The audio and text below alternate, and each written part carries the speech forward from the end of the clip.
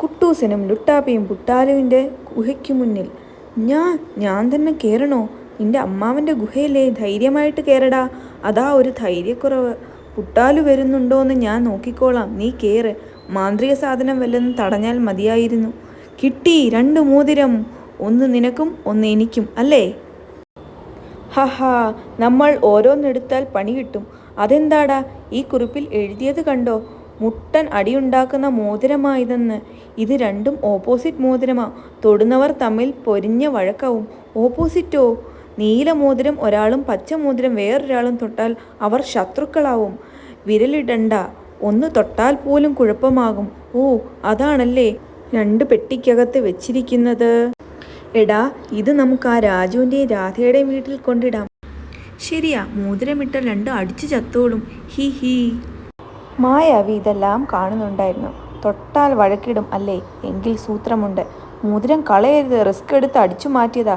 പേടിക്കേണ്ട, എൻ്റെ കയ്യിൽ ഇത് സുരക്ഷിത. പെട്ടി താനേ തുറന്നു. അയ്യോ, പറന്നു. പെട്ടി പറന്നോ? പെട്ടിയല്ല, മോതിരം. എന്താടാ ഇത്? മോതിരം തട്ടിക്കളഞ്ഞു. അയ്യോ, ഞാനല്ല. നീയല്ലേ, പിന്നാരാ? വാ, വലത് കൈയാ. അത് ഇടത് കൈയിൻ്റെ ശത്രുവായി. അയ്യോ, ദേ ഇടത് കൈ തിരിച്ചടിച്ചു.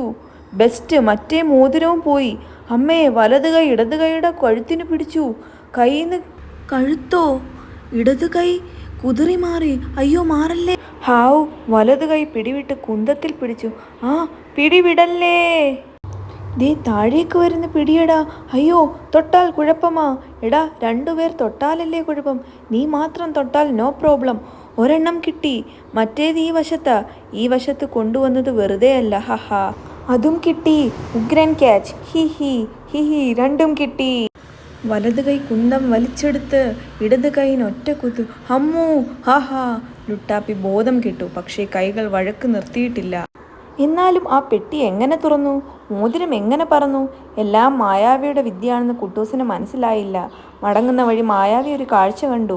വഴക്കടിക്കുന്ന 2 തെങ്ങുകൾ. ഹഹാ ഹഹാ, മോതിരങ്ങൾ എവിടെയാണ് വീണതെന്ന് പിടികിട്ടി.